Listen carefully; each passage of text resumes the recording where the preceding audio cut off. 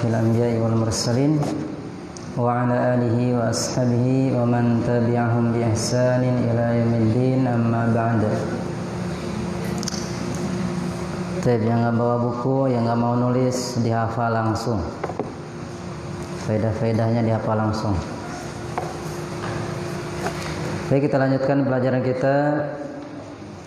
Pelajaran Tauhid yang diambil dari kitab Tauhid karya Syekh Muhammad bin Sulaiman At-Tamimi rahimahullah, syarah Syekh Shalih Fauzan Al-Fauzan hafizahullah ta'ala dalam kitab Al-Mulakhas fi Syarhi Kitab Tauhid. Sekarang kita masuk bab yang baru. Ya, qala al-muallif rahimahullah, man tabarraka. Perhatikan, yang mau ngobrol berdiri. Man tabarraka bi syajaratin aw hajarin wa nahwihima. Bab orang yang mencari berkah. Orang yang mencari berkah terhadap atau kepada sebuah pohon, batu, atau yang semisal keduanya. Jadi bab tentang orang yang mencari berkah terhadap sebuah pohon atau kepada sebuah pohon, batu, dan yang semisal keduanya. Tip. Hukumnya gimana? Ya, hukumnya bagaimana? Perhatikan Usman. Tip. Terkait keberkahan. Apa itu keberkahan? Berkah, apa itu berkah?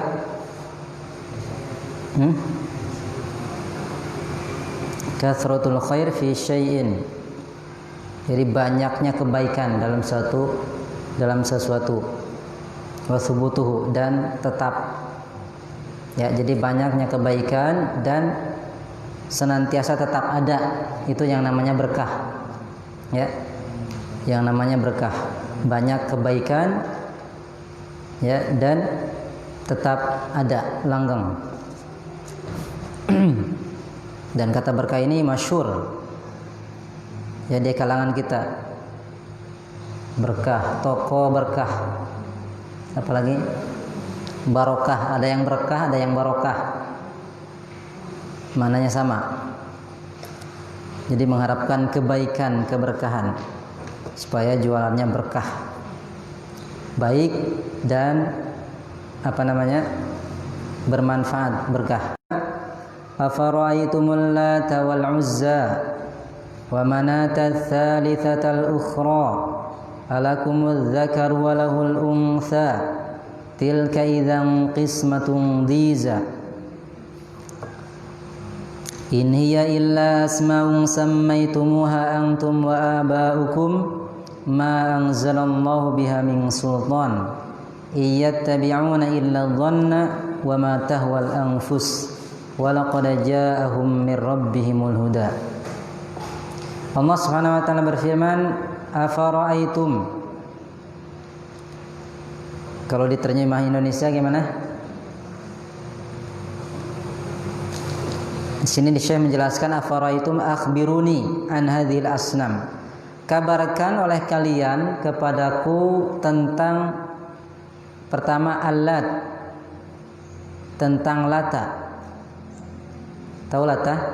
Ini diantara berhala yang disembah oleh orang jahiliyah. Berhala yang paling besar, yang paling diagungkan, Al-Lat. Kemudian kabarkan kepadaku oleh kalian wal Uzza, tentang Uzza. Ini juga berhala yang disembah di masa itu.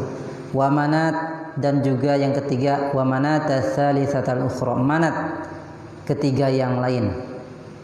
Jadi ini tiga pembesar berhala yang diibadahi oleh orang-orang jahiliyah ketika diutus Nabi sallallahu alaihi wasallam. Alakumudz dzakaru wa lahul untha. Dibuka An-Najm ayat 19 sampai 23 ya. An-Najm ayat 19. Alakumudz dzakaru wa lahul untha Apakah untuk kalian laki-laki ya dan bagi Allah perempuan?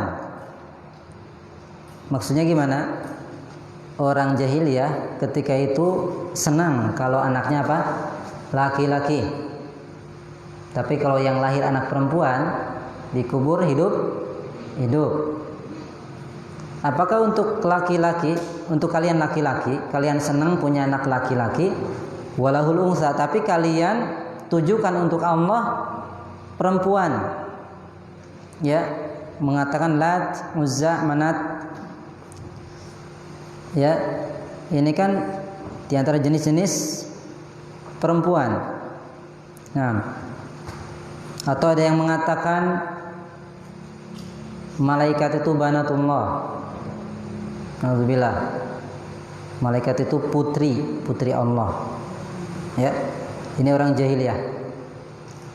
Mereka ingin anak mereka laki-laki, tapi diperuntukkan untuk Allah Subhanahu Wa Taala perempuan. Tilka idzan qismatun dhiza. Kalau begitu, itu adalah pembagian yang tidak adil, yang zalim, ya. Pembagian yang tidak adil, yang zalim. In hiya, tidaklah ya berhala-berhala tadi, sesembahan-sesembahan yang mereka ibadahi, illa melainkan asma'un sammaitumuha, nama-nama yang kalian namakan oleh kalian, antum oleh kalian, wa abaukum dan ayah-ayah kalian. Jadi berhala dikasih nama kemudian disembah, ya. Ini orang jahiliyah.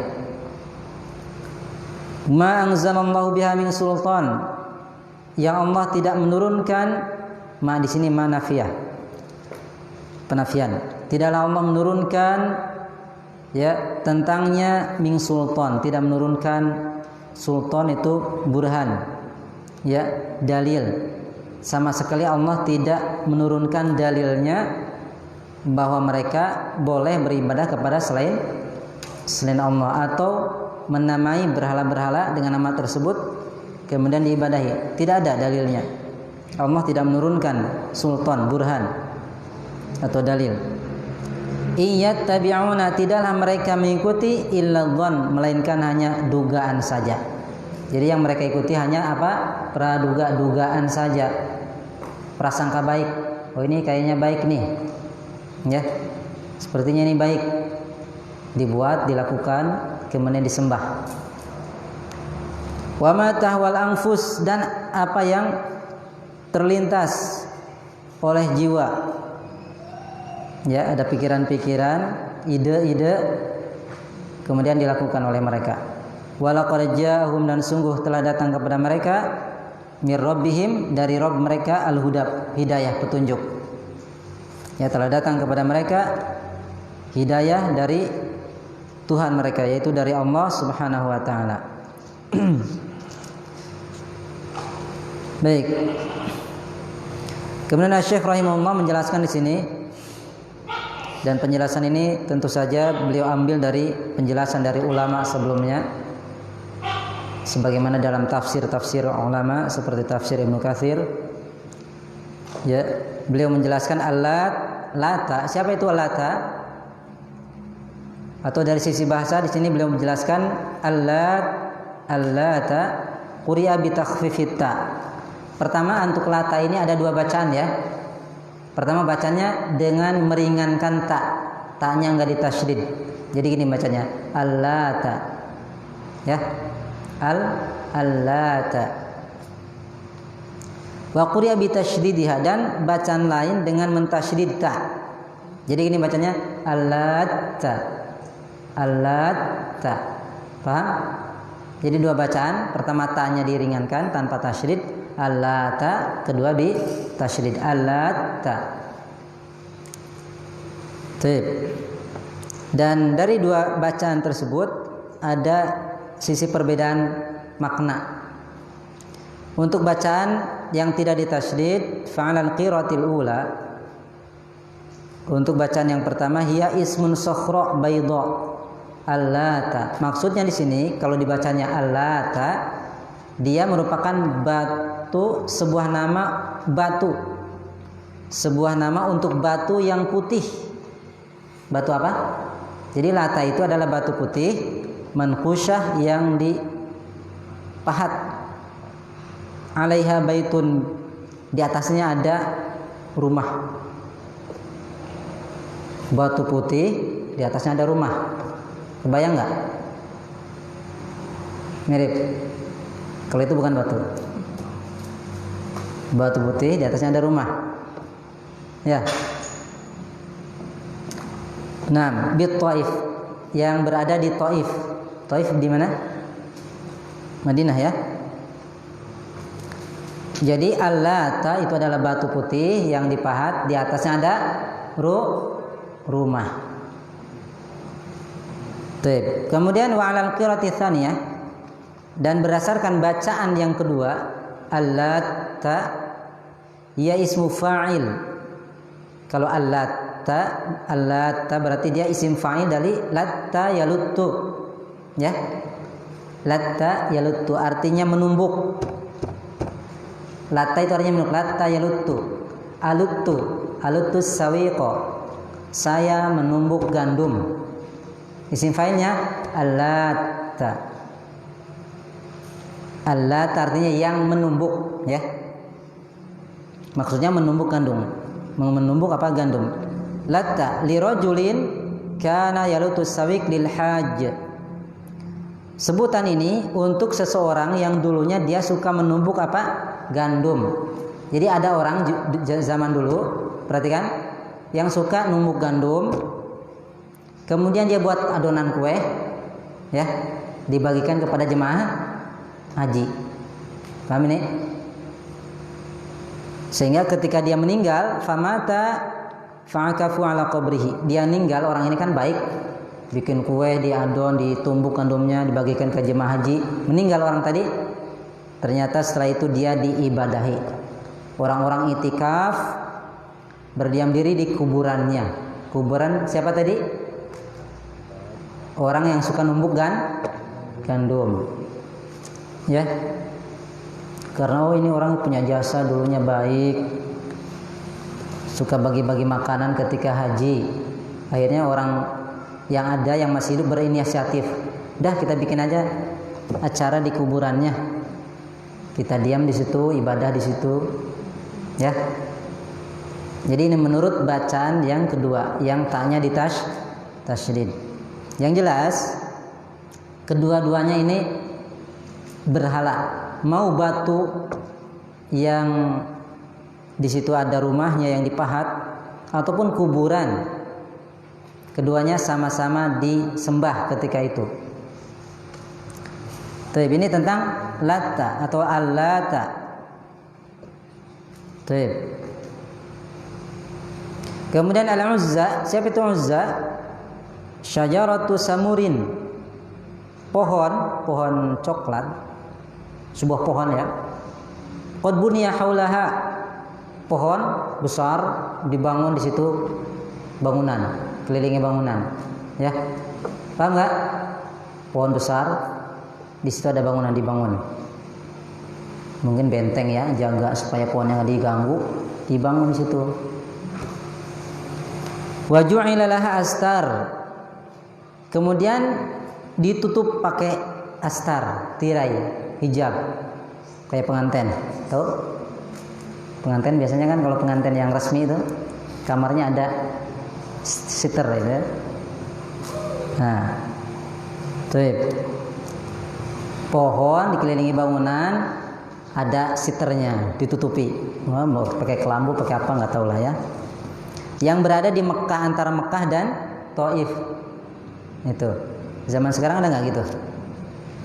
Pohon dibangun, dikasih tirai, ada lagi yang kasih lampu. Pernah lihat nggak? Tuh, ada sebagian tempat zaman ini pun ada seperti itu. Nah, terletaknya di mana? Antara Mekah dan Taif, Madinah. Itu siapa? Uzza. Kemudian Manat, siapa itu Manat? Manat adalah sonamun, berhala bil Mushallal, yang terletak di Mushallal baina Makkah wal Madinah, yang berada di antara Makkah dan Madinah. Baik. Jadi intinya ketiga berhala tersebut adalah makhluk, ya, berhala, kuburan, pohon, patung yang diibadahi oleh orang jahiliyah. Siapa aja tadi namanya? Lata atau Lata, kemudian Uzza dan Manat. Nah, dan setelah membaca penjelasan ulama, kita bisa melihat bahwasanya berhala-berhala tersebut masih ada walaupun namanya beda, ya. Pada masa ini pun terjadi, ya, ada kuburan, orang-orang i'tikaf di situ, diam di kuburan, ada pohon, orang-orang pasang sesaji di situ sambil doa-doa, ada patung juga, atau bisa juga diganti dengan foto-foto, doa di situ di hadapan fotonya, sholat di hadapan foto gurunya, syekhnya, itu juga termasuk, ya. Persis sama dengan keadaan orang-orang jahiliyah dahulu. Kemudian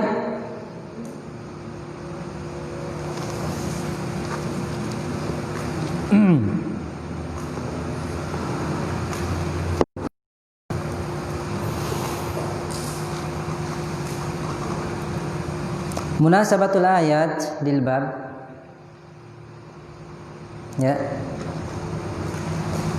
kesesuaian ayat untuk bab. Anna fiha tahrimat tabarruk, bahwasanya di dalam ayat tersebut terdapat apa? Penjelasan haramnya tabarruk bil asyar, minta berkah kepada apa? Pohon-pohon. Haram cari berkah, ngalap berkah kepada sebuah pohon. Wal ahjar, kepada batu-batu. Wa i'tibarahu syirkan, dan bahwasanya di dalam ayat tersebut menjelaskan apa?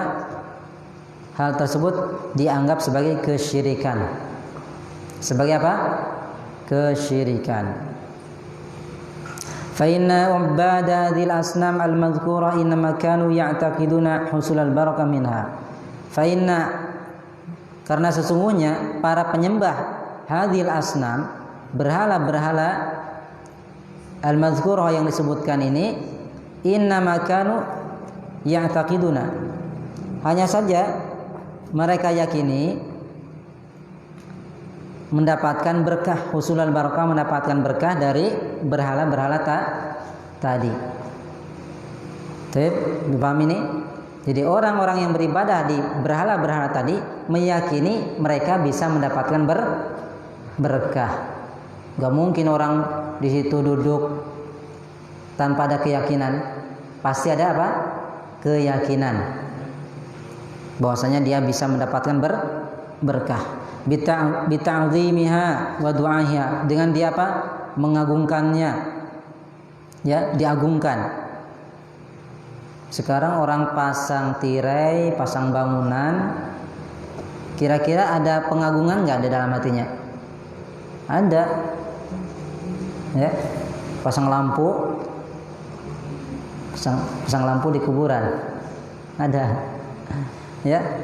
Pasti di dalam hatinya apa? Ada pengagungan kepada kuburan-kuburan, pohon-pohon keramat tersebut atau yang lainnya. Kemudian dengan berdoa kepadanya, doa di kuburan, curhat. Ada yang curhat di kuburan? Pak Kiai yang meninggal, Pak Kiai ini, saya punya hajat nih. Pernah lihat? Nah, minta ke yang dikubur, berdoa. Fatabarruk bil qubur katabarruk billat, maka bertabarruk, ngalap berkah kepada kuburan itu sama halnya bertabarruk kepada siapa? Allat.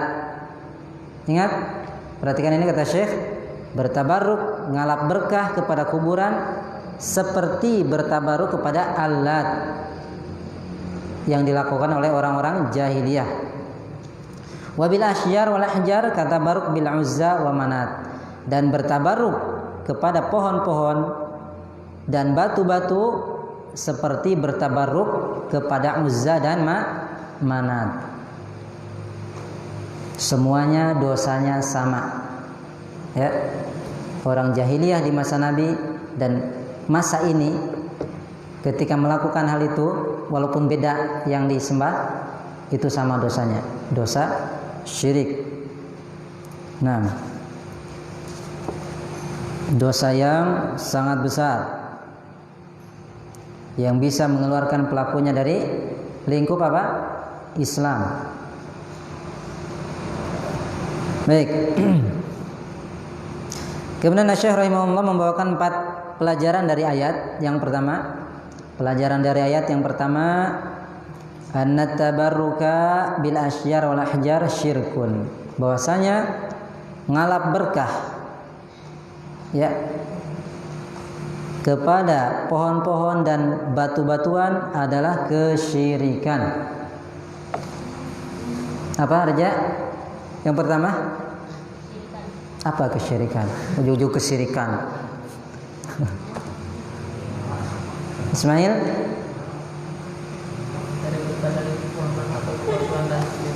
Gimana ulang? Ya. Dan semisalnya terus? Belum selesai itu. Lengkapi Utsman. Had. Ismail sudah tinggal lengkapi satu kata. Rafi.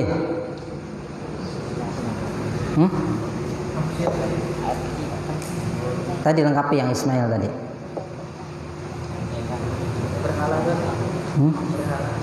Kurang pas. Apa Rafi? Fatir.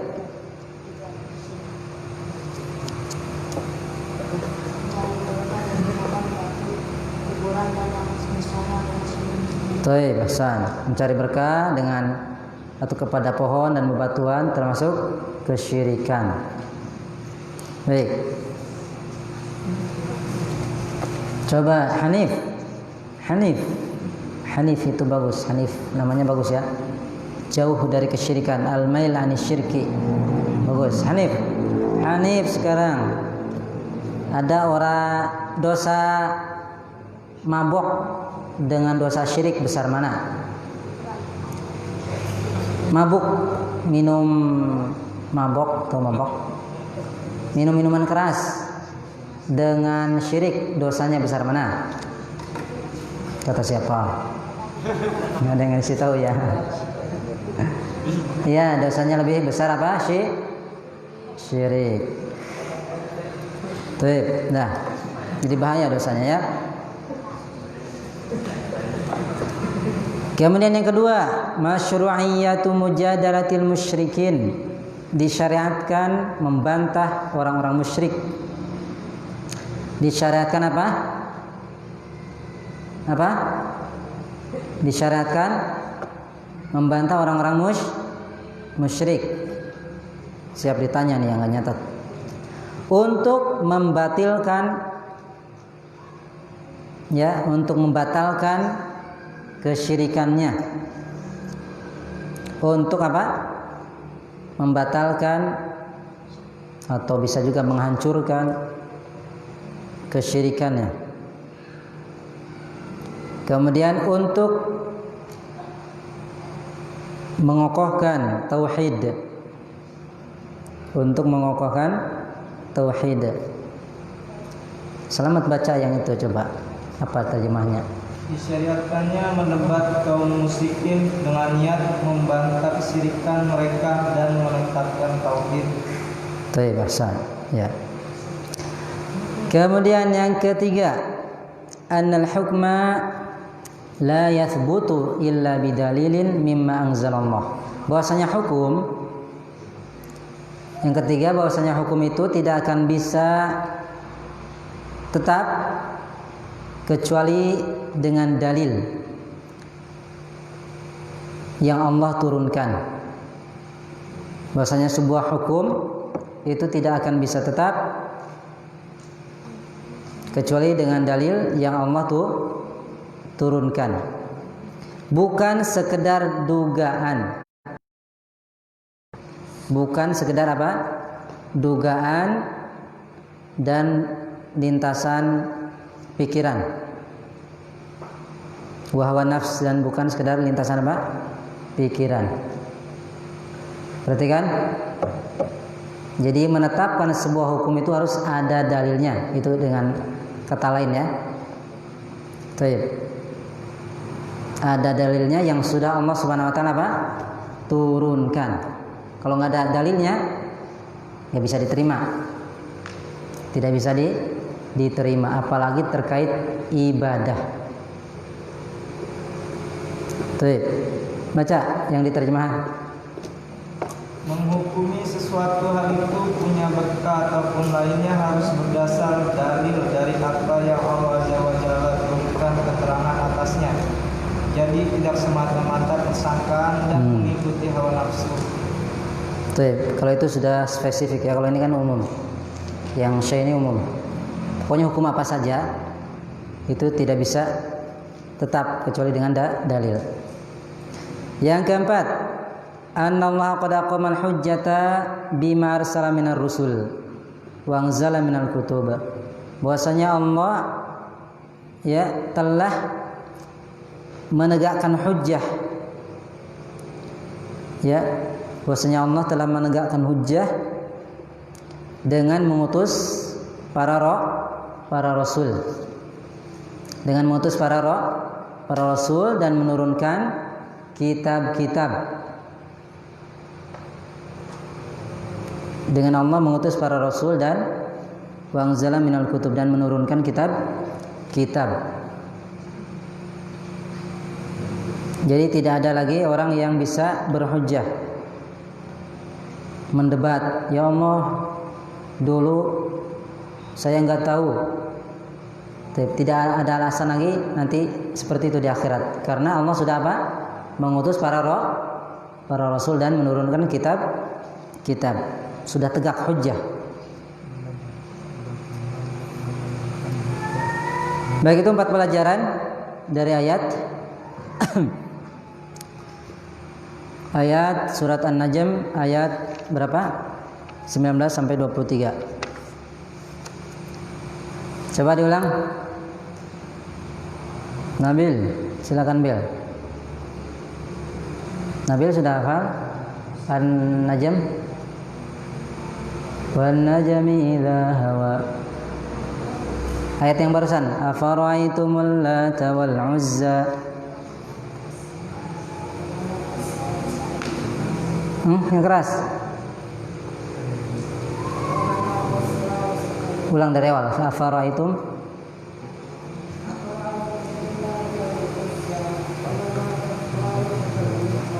Terus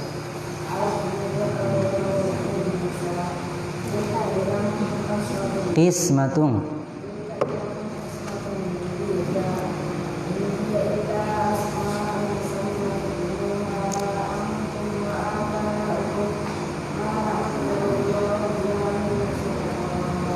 Terus iyattabi'una illa dhanna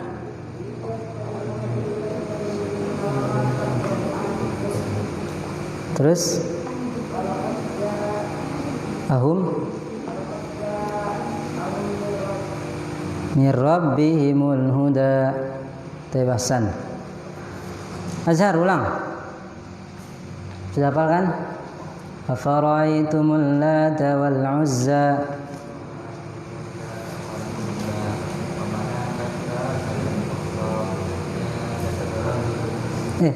Ke situ. Alakumul dzakaru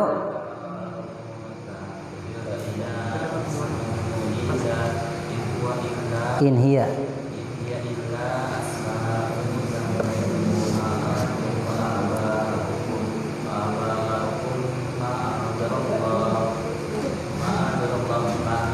Ma'anzalallahu biha. Terus illa dhanna wa ma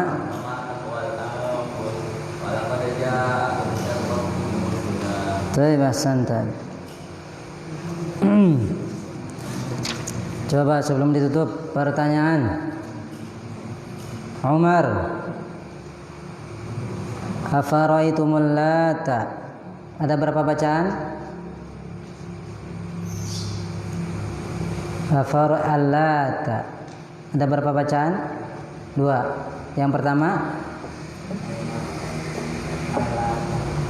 Allata. Gimana penjelasannya? Godog. Apa penjelasannya? Ada 2 bacaan. Bacaan pertama Allata. Maksudnya apa? Ta-nya tidak ditasydid. Bacaan yang kedua ta-nya ditasydid. Kalau ta-nya tidak ditasydid, Arman, maksudnya apa? Batu putih yang dipahat dan di atasnya ada rumah. Ya. Kalau ta-nya tidak ditasydid, maksudnya adalah batu putih yang dipahat, di atasnya ada rumah. Kayaknya rumah kuncen mungkin ya. Atau rumah yang tapak. Kalau yang ta-nya ditasydid, allata. Apa itu? Nafis? Isim apa? Bukan maf'ul. Isim fa'il dari fi'ilnya apa? Fi'ilnya apa? Latta yaluttu. Latta yaluttu, fi'il madinya latta, mudhari'nya yaluttu, fa'ilnya allatta. Maksudnya apa? Nama untuk seorang yang menumbuk gandum, dibuat roti, diberikan kemana? Jemaah haji. Kemudian dia meninggal, lalu kuburannya diibadahi. Sekarang Uzza, apa itu Uzza? Bahrul Ulum. Uzza, apa itu Uzza? Maksudnya siapa Uzza? Uzza, siapa Uzza?